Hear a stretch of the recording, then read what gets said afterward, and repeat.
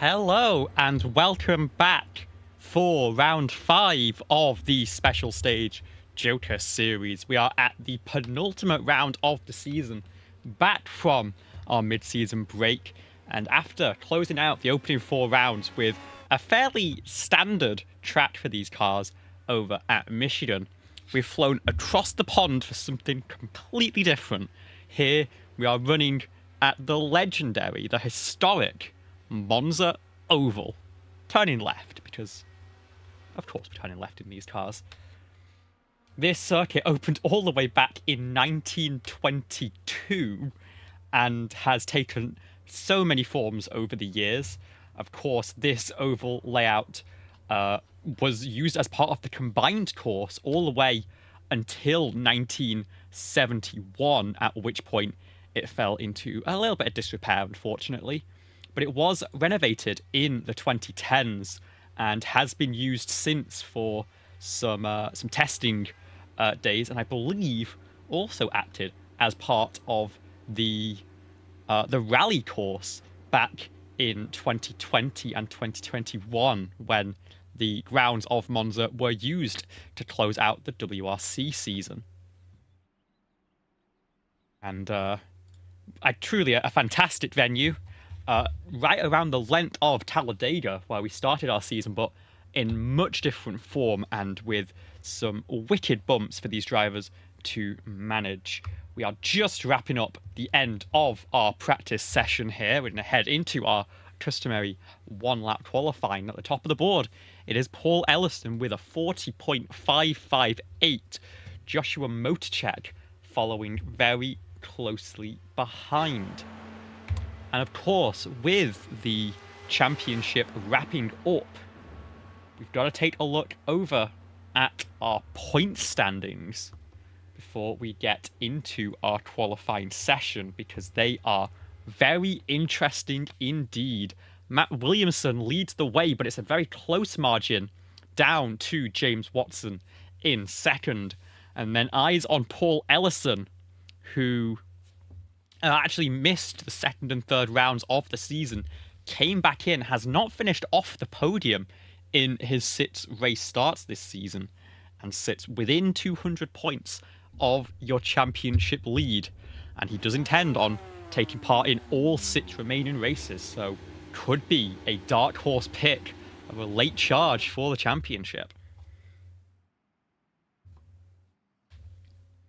We head into our qualifying session, and let's actually have a ride on board with Paul Ellison, who is in that contention.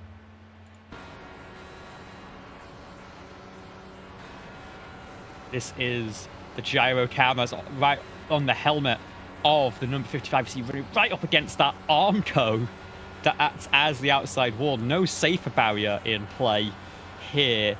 It is going to be a very, very treacherous few laps indeed, especially since this is more configured for right-hand running, and the exposed attenuators on the way into the corners are going to be problem points if anyone gets squeezed up there. We're certainly hoping that is not the case. And of course, the rev gauge is not going to play ball because these cars are just a little bit too fast for it to keep up with. But 230 miles an hour in qualifying trim in clean air for these Dallara IR18s. Once you get into the draft, who knows, we could be seeing speeds upwards of 240 miles an hour. Paul Ellison will come across the line to finish his qualifying run, and he goes fastest, but Victor Aldrich very quickly improves by just a few thousandths of a second. Of course, speedway qualifying often very competitive in these cars. Ellison actually within a thousandth of Joshua Motorchek, going all the way down to the finest precision of our timing screen. Here comes James Watson in the number 39, a new look for that car as we head into this phase of the season. Very, I'm going to guess that might be Memorial Day inspired. May have been the running for the 500 here. Watson looking to move up to the top of the board, of course, is also in contention. Has 2 great wins on the season. Only Watson, Ellison, and Schlosser can claim that one. He's going for a huge run at the championship here. Out of turn number 4. We are to number it as if it is an American Oval, because of course we are. And it is going to be second fastest for James Watson, slots in just behind Kyle Zettel in the 0.53. So that is looking like it could be our front row here, as Boomershine and Rutherford not looking to take a qualifying lap. Are going to try and work their way forwards from the tail of this field.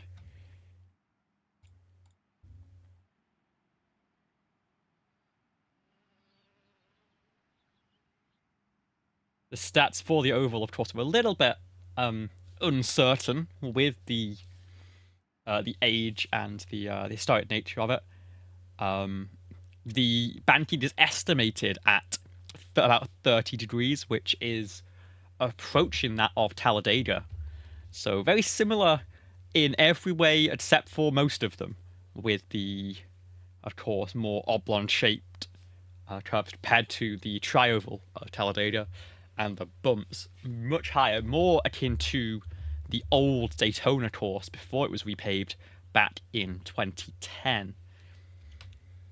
Wikipedia, in fact, lists the oval as having 2 turns, which is quite fun. And the record was set in an IndyCar Bob Veets Bow Seal Fast Special, which hit an average speed of 176 miles an hour in race trim. I'll see if we get any more stats from that. That was a Curtis Craft 500G Offenhauser as part of the Race of 2 Worlds that was held here in 1957 and 58.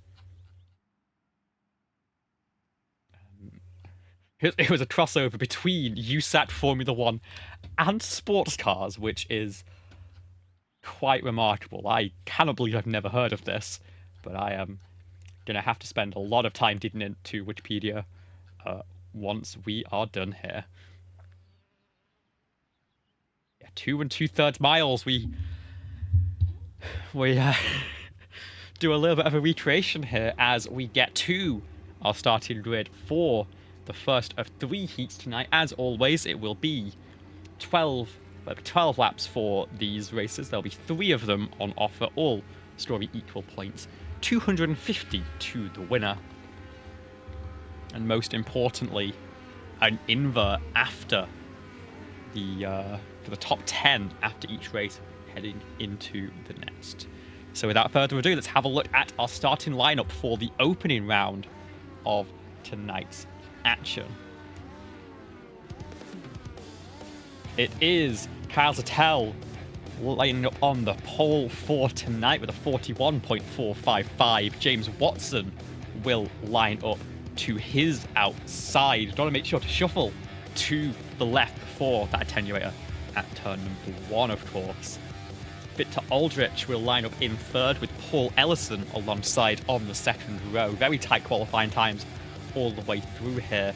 Just 1,000 behind Ellison is Joshua Motorchak, who will line up in 5th alongside Brett Johnson, the Canadian in the 150 car. Sean Winkler and Travis Fleming will make up your 4th row of competition tonight. I expect Travis Fleming to make some big moves up through the field, as is his customary for him so far this season. Matt Williamson, the championship leader, will roll off from the 9th position, with Matt Schlosser alongside in 10th. And then towards the back of the field, it is going to be Stephen Thompson in the number 24, Layden Lakovich in the 106, and then Corey Rutherford and Paul Boomersheim. We had one driver sneak in just at the last second to make a 14-car field for tonight's action.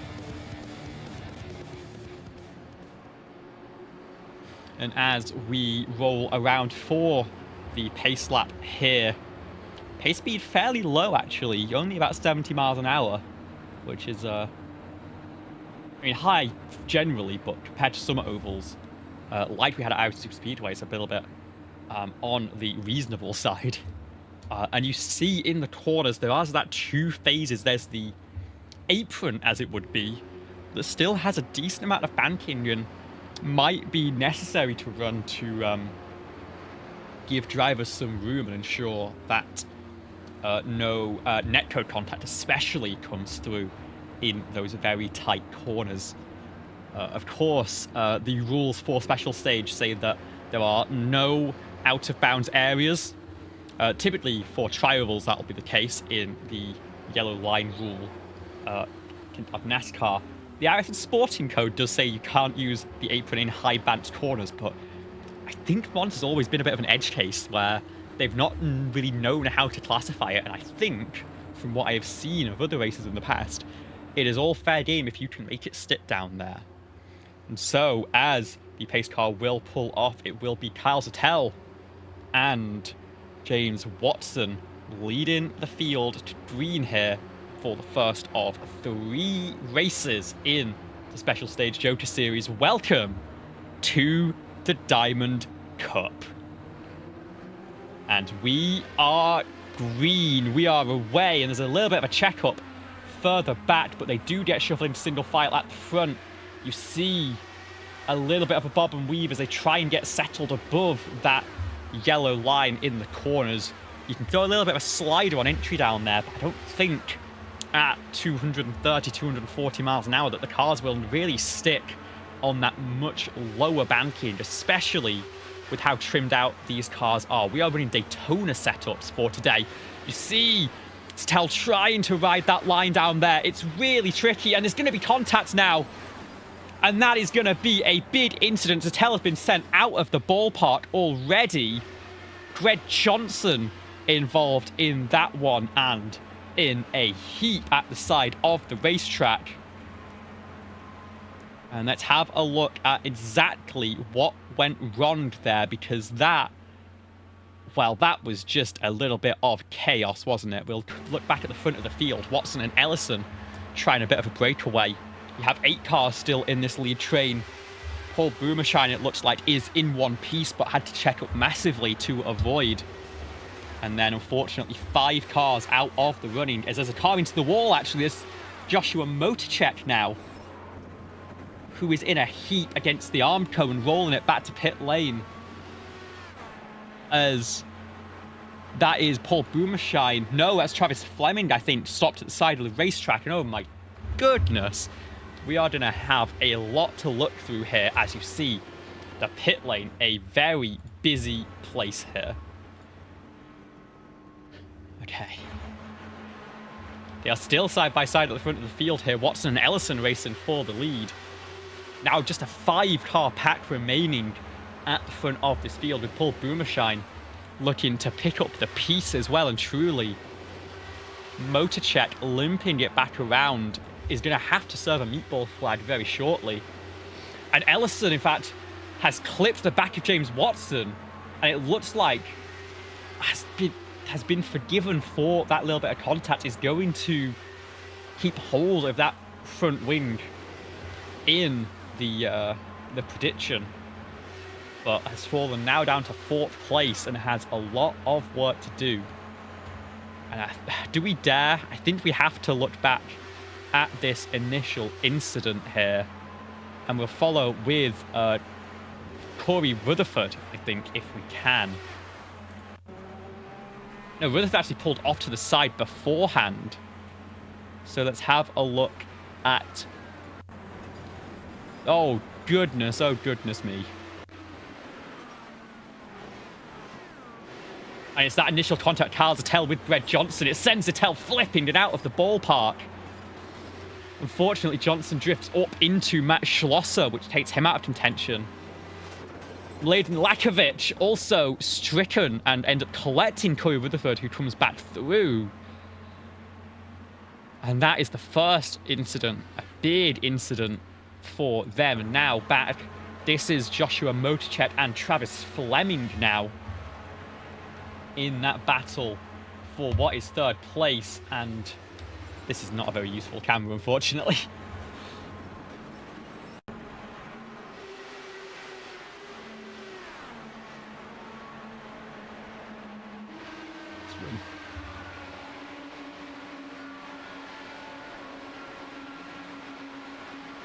And it's again that bobble trying to straddle that white line, yellow line, I should say, and it just isn't happening, unfortunately.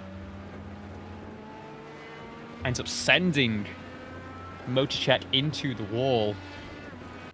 Those are our big incidents here. We cut back to live pictures now as we come through turns 3 and 4 to approach the halfway point of the first race tonight.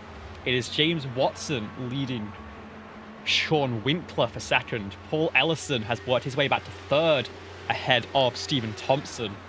And Victor Aldrich started in third place, looking to work his way back through. And of course, Paul Boomershine is sitting in the wings 9 seconds back. If something big happens at the front of this field, we could get a Stephen Bradbury moment for the 901. We could waltz through and take the first win here.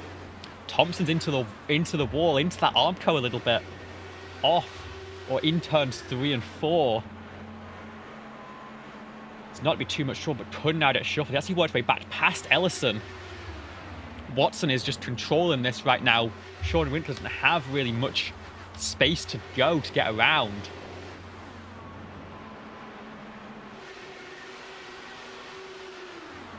And it could be a drag race to the line here. You see the run off turn 2. You can get a similar run off 4. But it's just such a pinch point once you get back into the corners is the real problem. And so it could be about timing it on lap number 12 out of this corner and finding that run down to the quite late finish line here. It's where the F1 finish line is, I believe. But of course, that sits at the start of the straightaway, which we're running in reverse.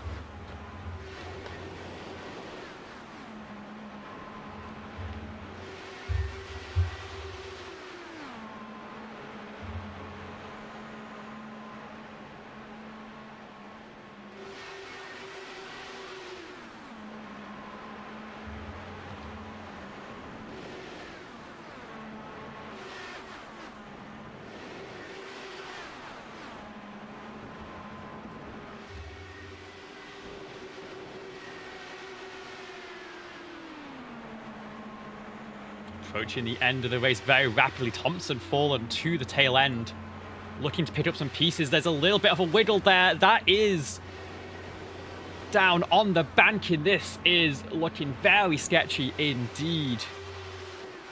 And Paul Ellison going to take the run on the high side there. Move his way back through. Sean Winkler struggling in turns 1 and 2.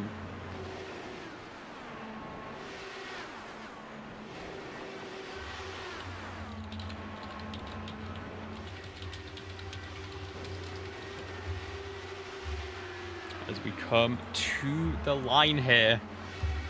As Popsicle sits in the air. 2 laps to go here at Monza for race number 1. And James Watson is around. Does a great job catching it. Oh my goodness, how did he hold on to that? I'm not sure if he got a little bit of help there on the way down the racetrack. But is going to have the run of a lifetime here if his car is still in working condition. He should just about be within slipstream range. We'll focus forward here to have a look at the lead of your field. It's Winkler now from Aldrich. Ellison in third and Thompson behind. Watson is within slipstream. He's going to catch back up. We're coming to the white flag and Ellison is going to move to the outside here. Avoids the attenuator. Winkler ends up down on that yellow line. Ellison goes to the race lead. And Watson is trying to rip that high side. It's not going to lift at this point after what's happened on the previous lap. There goes Aldrich into the barrier. They race down into turn number 3. It's Sean Winkler leading James Watson here. Thompson and Ellison side by side behind. They duck, they dive. Windler has the inside. Watson to the outside.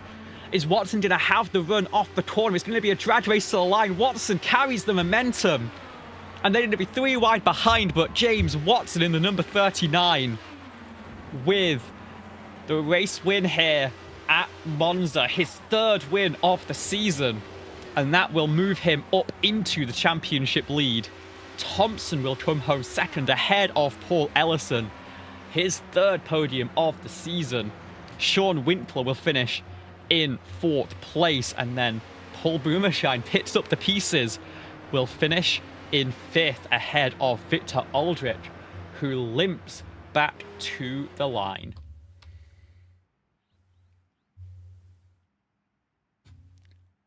My goodness, what a recovery from James Watson. We've got to have a look back at that incident for Watson. Before we get into race number 2. This is coming to 2 laps to go.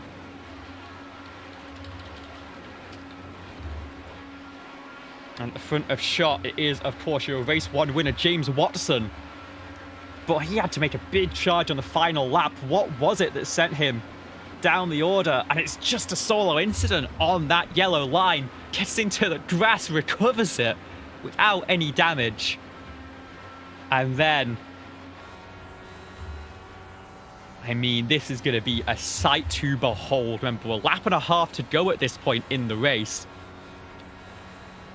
He's a 2.5 seconds back, just within the slipstream range. The cars are battling side by side.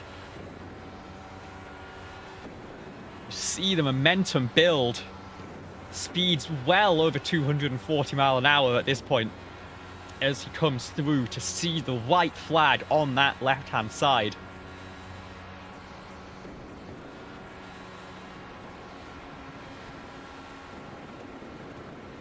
And then such bravery, has to shift down to 5th gear there. Doesn't have the run, but is going to get the move here. You see that move from Sean Winkler. It actually does send, unfortunately, Aldrich into the barrier. But James Watson here in turn 3 is patient.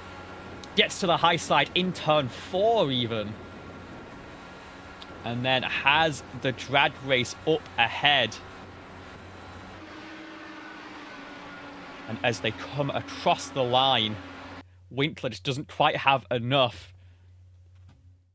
Stephen Thompson really tried to get it done. And then, of course, Paul Ellison finishing in 3rd. Fantastic from all of our drivers there. And as soon as we got going, we got finished up for race number 1. It's time for the 2nd round here at Monza. Grid invert 4. In fact, the entire field, it looks like, applied here. So, has it always been the entire field? I think it has. I think I've been mistaken when I said top 10. So there it is. Matt Schlosser in the 400 will lead the field to green ahead of Corey Rutherford. Leighton Lakovic in 3rd. Oh, in fact, Rutherford, Lakovic and Zettel are all opting to start from the pit lane. And so it will be Johnson on the front row. And then Williamson and Fleming on row number 2. Watson has to work his way from the tail end. Williamson needs these points after a big, big loss to Watson last time by. But it's the 400 in control here as we head down the start-finish straight for race number 2 here at Monza. And it's an early jump, it looks like.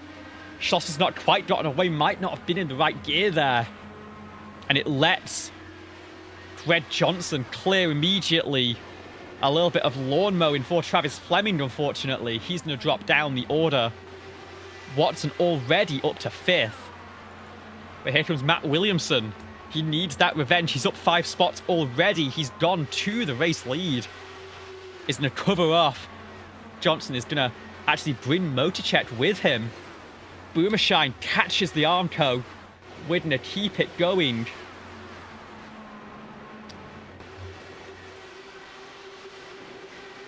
thought for a second that Boomershine was missing a front wing, but it's just stealth against the tarmac.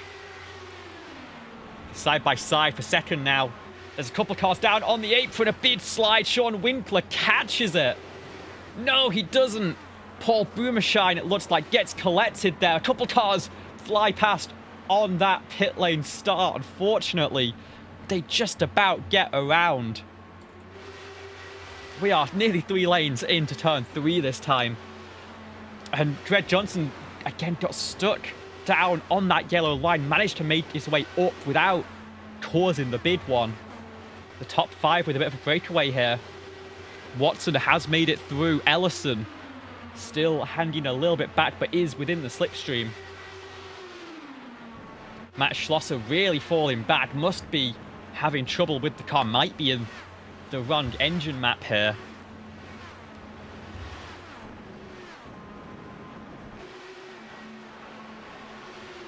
Rutherford and Mlakovic had an incident on lap number 1 as well. We'll have to have a quick look back at exactly what's happened in the early running here.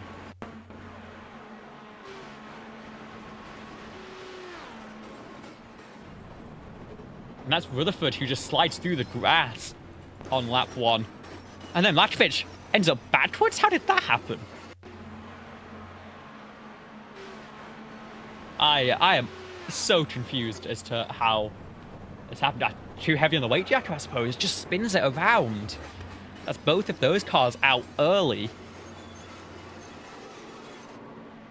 And then we had the lap 2 instance. Sean Winkler, Paul Boomershine.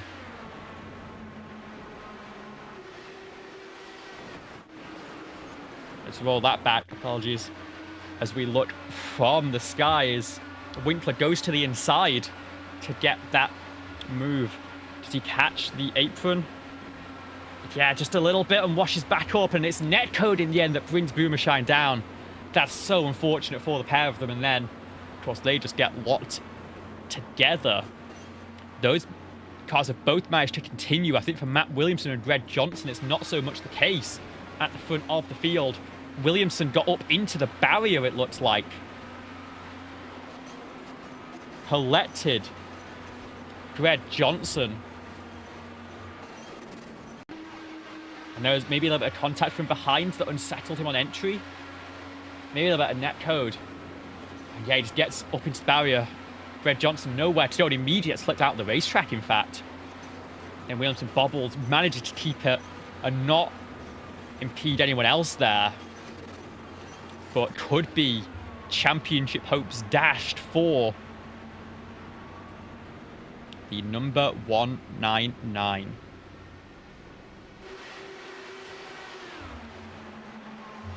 So we are down to 8 now as we approach the halfway point of race number 2. It is Victor Aldrich who leads the way ahead of who else? James Watson and Paul Ellison. Those two drivers have 5 wins between them. Victor Aldrich has a 6th, in fact, so far this season. And they are 2 by 2 as we come down the straight. That's going to be awkward for Aldrich. Manages to hold on to it, it looks like. It bubbles back down the racetrack again. It is so difficult to hold a line on that low side through here. And there's contact! Oh, and that's a big incident. It catches up a lot of the field there. Oh, and there's... Oh, my... Oh, dear God. Oh, goodness. Multiple cars flipping. Only 4 survivors in that wreck. It's Aldrich, Zettel, Fleming, and Thompson. And as Winkler and Boomershine come flying through to inherit 5th and 6th. You see the bobbles start coming off the corner. Oh, and is it a bump draft from James Watson? It is, and it throws Aldrich into Zettel. And the Ellison, I should say, and the championship contenders all caught up in the action. Motorcheck and Schlosser also involved. Again, the pit lane becomes even busier And we've now split actually into a couple of tandems here. Zettel and Aldrich survived that. I mean, I don't know how Aldrich held it through there. Because that is ridiculous. But Fleming and Thompson have caught up. This is the 4-car battle for the race win. Once again, a little bit of a trailing patch behind could pick up some spots at the end of the race. This time it's Winkler and Boomershine, the two caught up in the incident early on, but both cars able to continue. And it puts them in a very strong position. Oh, Fleming got into the barrier there on the exit of turn 4, but holds on from Stephen Thompson. And with now just 3 laps left here, as ATV once again decides that it doesn't really want to keep the score.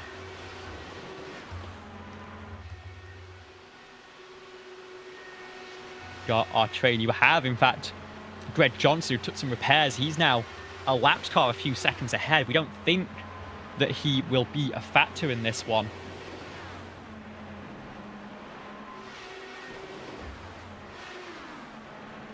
But here we have 2 laps left in this race.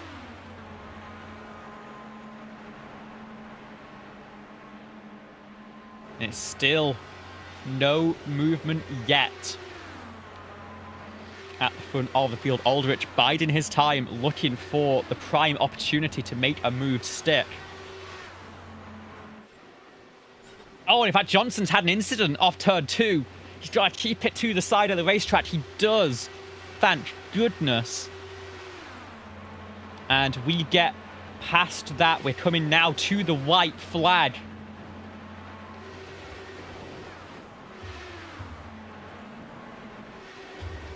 As our timing recovers for this one. There's the move from Aldrich. Goes to the inside. It's going to go to the race lead as we hit the white flag.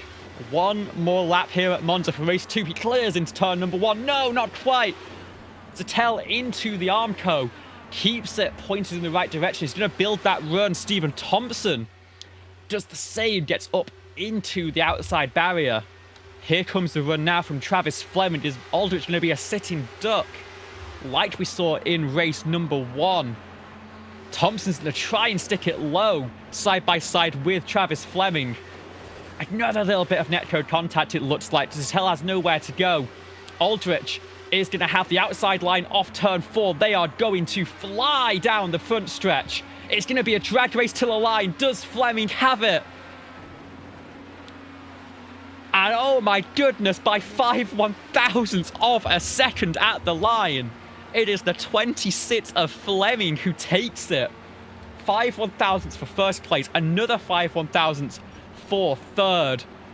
Our battle between Boomershine and Winkler comes down to the line. And it's going to be the 720 who holds on there.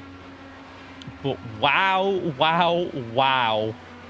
What a performance from Travis Fleming there, taking it by the narrowest of margins. We head into, of course, our 2-minute warm-up session.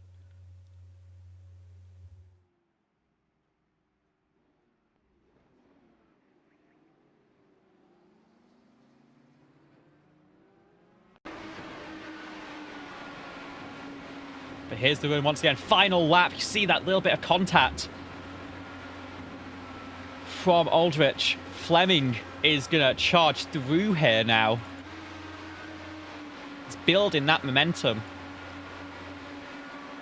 And like we saw from Watson in race number 1, he's going to try and prefer the high side. I mean, Thompson doesn't give him much choice. They're going to bobble. They're going to door bang. Thompson actually has a little bit of wind damage, it looks like, so he doesn't have to run off the corner. That's where Kyle Zettel gets around, but there's the run down to the line. And oh goodness, that is the checkered flag.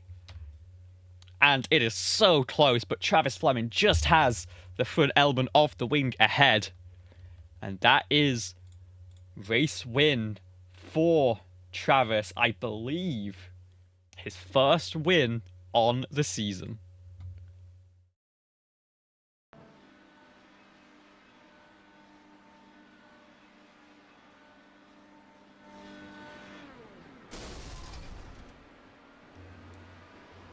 interesting. We have our 2-minute warm-up session, of course, as is required by iRacing in this triple sprint format. We've got some drivers who are battling it out, and in fact, a little 3-car train here at the front of the field. Getting the iron one last time before we get into the action. Matt Williamson needs desperately a result here after being wrecked out in both of the races today. Of course, Watson also involved and really the catalyst of that big incident that knocked him out of contention after a really strong race one. We move now into the third and final race here tonight at Monza.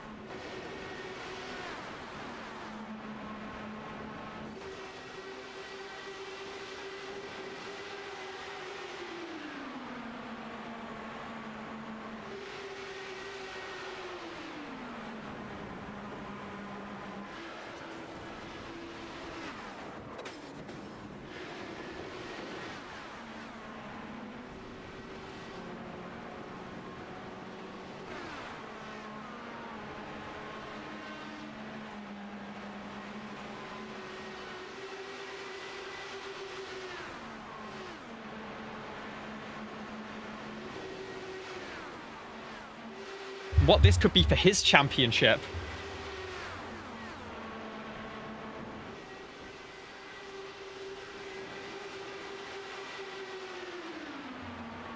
My goodness. And they are still fighting with 5 laps to go. We have Watson now disqualified for not serving that black flag. He slides to a halt down in turn 2. It's pulled back to pit lane. We've got 4 cars fighting for the race lead. And now I think we've got to have a look back at the replays. Apologies for some of the technical difficulties in the opening of that final race. Let's go through. Corey Rutherford, of course, started from pit lane. We then had Paul Boomershine caught up in an incident in turn 3 here. There's already been contact up ahead. Ramps off. That's so unfortunate. Lakovic already, of course, got sent into pit lane. We'll have a look at this one. We'll have to follow with Matt Schlosser to see how it happened because, of course, Lakovic did disappear very quickly. And he gets into the grass. Bobbles. The field comes through. There's a 3 wide moment. And it's contact with Dred Johnson that makes it happen. Here's the incident that gave James Watson the meatball flag. Now gave the damage to Williamson and Johnson. It's 3 wide into the corner. They try and clear, but it does not quite got the nose ahead there. They pinch into each other. And then we run mostly clean, of course, with all of this damage until lap number 7, where it all comes to a head. Schlosser, Johnson, Motorcheck all being wiped out of the race here. There's the run from Kyle Zettel. And it's contact between Johnson and Schlosser.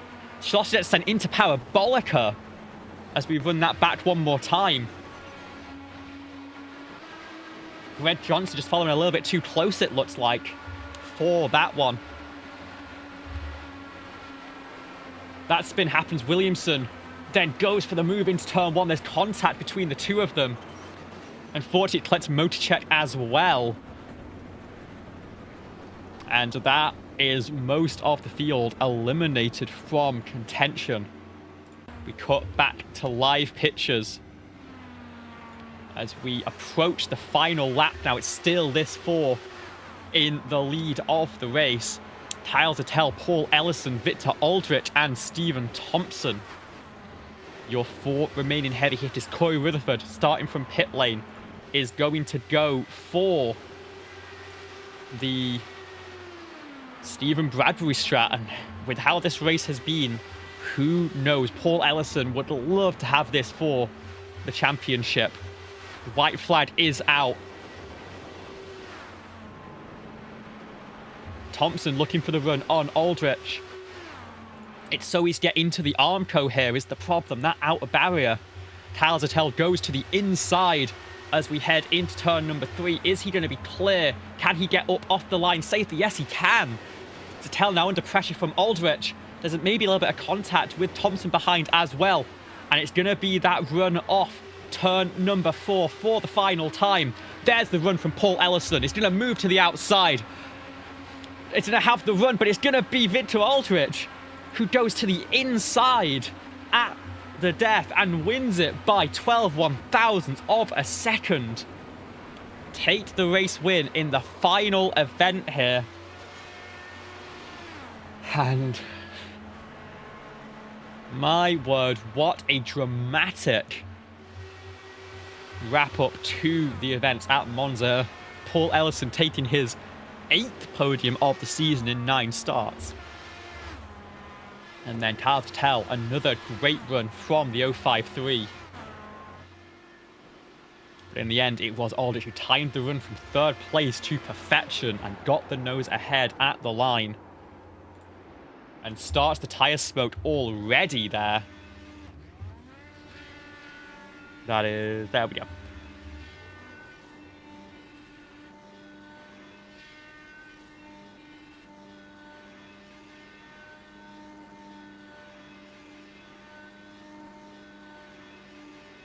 Well deserved for Victor. first race win on the season, as it was for Travis Fleming, of course. And he is going to cherish every moment of that win.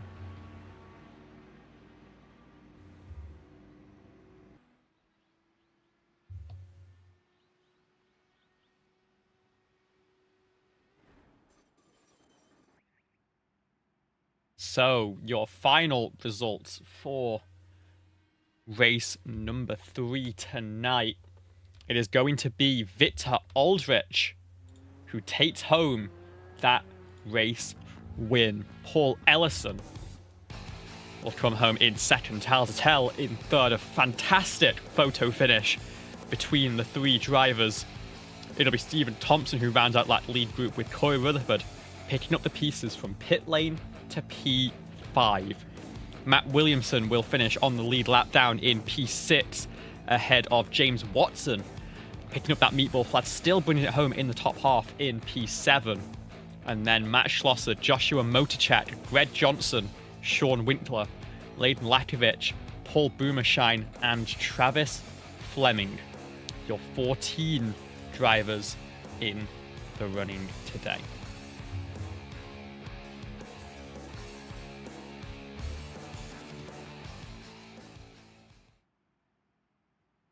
So, as we look onwards from the racing here tonight, let's have a word first of all with our race 1 winner and a driver who was in the wars in those last two. You've got to say, James Watson, welcome up to the booth. Talk us through, first of all, that massive move in race number 1 after being nearly 2 seconds back with 2 laps to go. Yeah, I thought I absolutely threw it away when I got the apron trying to give room entering turn 1 with 2 to go, but I saw how crazy the draft was, so I'm like, maybe I'm not out of this yet, and it absolutely worked to perfection because I was able to get that huge run. And if I didn't have that incident and had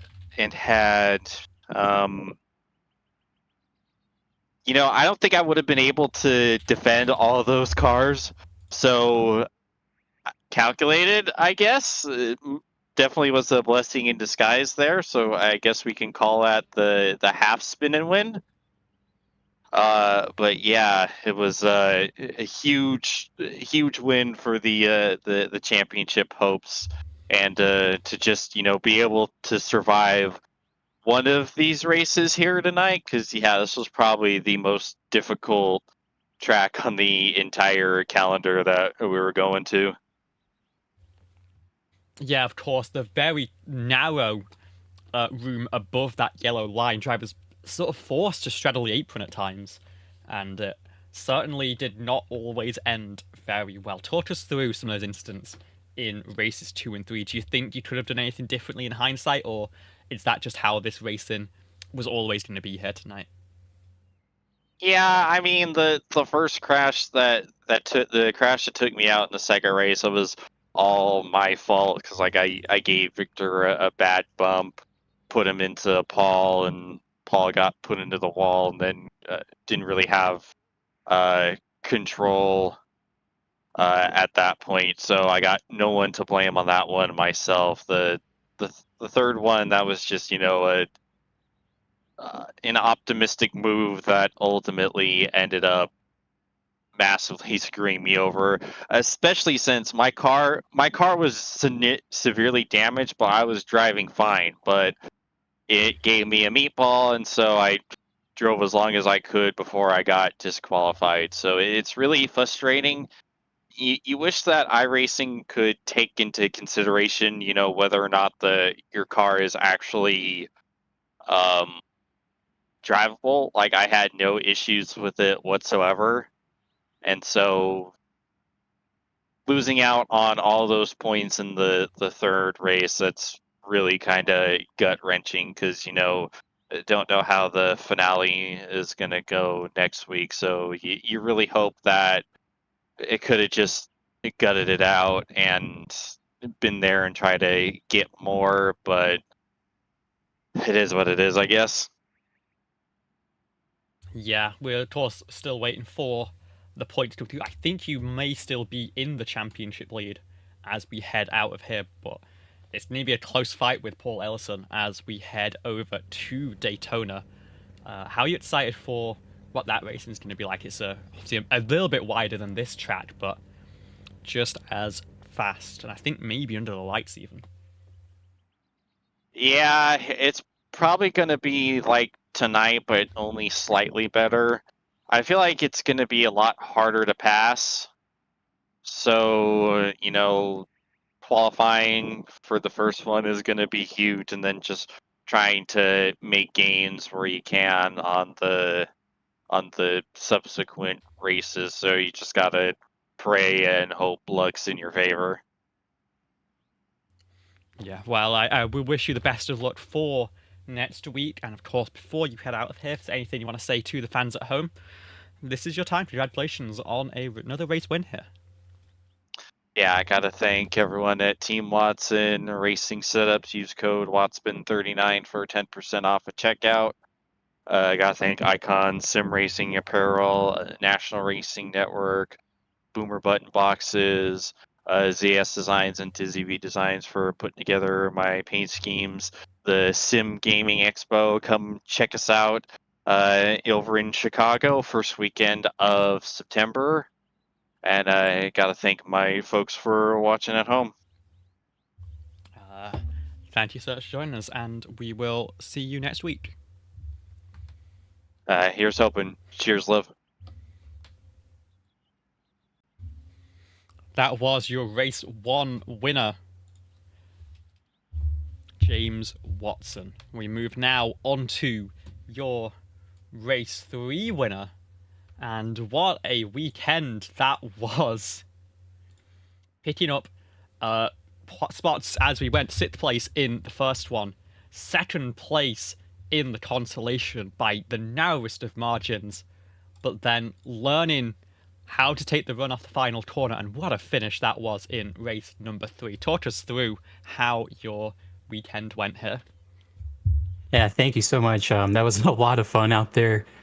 Great track to run on. Look forward to doing it again sometime. But yeah, I had a good run in the first race, and then I think it was the second one that had the 2nd place. And I thought maybe being in the lead would be the way to do it, and I held off the inside line, but wasn't able to cover that outside, and got the run on me there. Fleming did, and so basically what I did in the 3rd race was just learn from my mistakes in the first 2 and hung back a bit, like around 5th or so. And then as cars started weeding out, I saw that 3rd place would be the place to be, and that's where it was in the 2nd race. And so I just kind of sat there, even though there were multiple times, I could have taken a run for 2nd or even the lead, but just staying there in 3rd until coming off of turn 4. And I didn't use 6th gear the whole night until off of turn 4. I didn't use it in the 2nd race coming off of turn 4, but I knew in this instance, this time I had to use it. And I think that's what got me across by whatever 100th of a second. So it was a great run. I mean, my eyes were all on the run that Ellison had, and then suddenly on the left-hand side, you snatch it from both of them. And yeah, fantastic points day for you here. Of course, we head into next week over at Daytona to finish out the season. How are you looking forward to that one? And how do you think it'll be a little bit different from what we had here tonight? yeah, with Ellison actually though, it was funny. I saw him backing up, so I knew what he was doing there going off of turn 4, and kind of waited for him to, and got the run down the track. That was my whole goal too. But next week, Daytona. I love Daytona, and I think the setup we used here at Monza was Daytona, so we'll have a very similar car, similar type racing, except we'll actually be able to go side by side.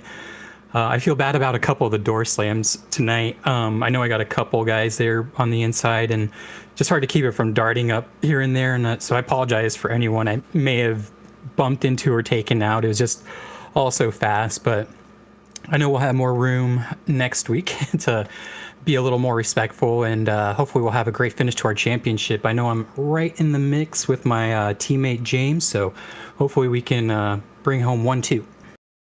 Yeah, that is going to be a incredible fight, so close at the top of the board here. But yeah, if there's anything you want to say to the fans at home, and now is the time. Congratulations on your first race win. Right on, yeah. Second race win of the season, I should say. Appreciate it. Yeah, thanks, Olivia, and thank you for the broadcast you do here. It's an amazing job. I love watching them back, as does my family, so appreciate it. And thank you for everyone watching at home. It's pretty cool to tune in and just check the stuff out. It's a lot of fun to do too. The drivers in this series are great. They always push me to get better. Thank my teammate James and everyone at Team Watson Racing. Also, Evil Knievel for inspiring this badass paint job I had tonight. I do my own paint job, so Dizzy V Designs if you ever need anything. Shout out to my girlfriend Tamara, also my mom, my dog Reese for she did a great job spotting for me tonight here over my shoulder. And this one also goes out to my late brother Jeff. This one's for you, buddy. You know, we got the one. He loves Monza, so this was great. That's wonderful to hear. Thank you so much for joining us, and we will see you next week at Daytona. Thank you. And one more driver to speak to, and it is the driver of the number 55 car, Paul Ellison. 2 podiums on the night, including a very important second place in that final event. Talk us through how the racing was. Of course, a big incident, unfortunately, in race number 2, but apart from that, continuing your form as you have been all season, sat up on the podium. Yeah, tonight it was more of just protect the car and try to stay out of trouble. And unfortunately, in the second race, it looked like Victor might have got a little bad bump there, and it sent him sideways. And when it hit the wall, the car just decided it was going to go left, and it didn't want to have any steering no more. So fortunately, it took me and James out. And then the last race, something happened to James up in the front. I'm not sure what, and he got a meatball. So it ended up being a pretty good points night. Not sure exactly how close I'll get on them, but it worked out pretty good. Of course, coming in with 2 missed rounds entirely put you on a bit of the back foot heading into the rest of the season, but great performances at Michigan would slingshot you back in. It looks like the points are just counting up. We've got race 1 on the board here, so hopefully by the time this interview is done, we can do a bit of a recap to the fans about how things sit heading into Daytona. But talk through the runs that you built here, and especially coming off turn 4, so many changes for position coming to the line. Did you think you had it in the bag in race 1 or 3? And if you could go back in time, would you do it any differently? Yeah, race 1 I knew I wouldn't. There was just too many cars in front of me, but that was really the best way to try to pass, was just to lay back, get a good run off the corner. Going into the turn side by side, it was really sketchy. You just depend on who you was with, on if he was going to make it through it or not. So there on the last race, Kyle actually passed me a little earlier than I thought he would. I thought he would wait until turn 4, but he passed me coming out of 2. So I just laid back. I knew Victor would get a run, but I was hoping he wouldn't get that big of a run. And really, I mean, I don't know. I switched to 6th gear, trying to get just a little extra speed, and maybe if I'd have left it in 5th, I'd have kept enough speed up or something. I'm not really sure. But yeah, I'm not sure exactly what I could have done, except maybe laid a little further back and push Victor back a little bit more. I don't know. But I tried to time it, just missed the timing just a little bit, and then I saw his name pop up, and I was like, he nicked us. So it is what it is. All right, well, we do have the points updated now. It looks like you are now 139 off Watson in the championship lead. Victor Aldrich has moved into the 2nd position, and then Williamson about 50 points back from you. So very much a 4-horse race as we head into Daytona. Coming in the 3rd spot, but still with 750 points on offer. How do you calibrate that aggression as we head into the final round of the season? It's going to be tough because James is really, really good in these cars. I guess it's going to be basically focus on him at Daytona and try to make sure I'm ahead of him somehow. He's usually in first place, so that means I'm gonna have to be up there running for first. So, yeah, that's a lot of points to make up. But I'll give it a good shot. See what happens. It'll be fun. I cannot wait to see the fireworks over at Daytona. Congratulations again on another strong weekend, putting yourself well into contention. Is there anything you want to say to the fans at home? Now is the time. Congratulations on another fantastic race weekend. Yeah. Just again, thank you for doing this. Fun to chat with you every weekend so far. And I want to say thanks to my wife Amy for letting me get in here and play around with the guys a little bit. So, anyways, it's a lot of fun. Appreciate it. Well, thank you so much for joining us, and we will see you hopefully in the booth again next week. Alrighty.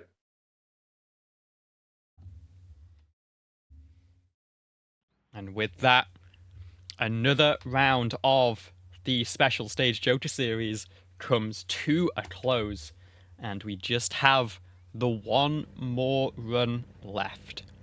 So it'll be same time, same place next week for the Special Stage 5000 over at the World Center of Racing, Daytona International Speedway. And it is all on the line for a championship showdown. Be sure to join us. It is going to be one that you do not want to miss. Thank you so much for joining us here for round 5 of the championship. And we will see you next week.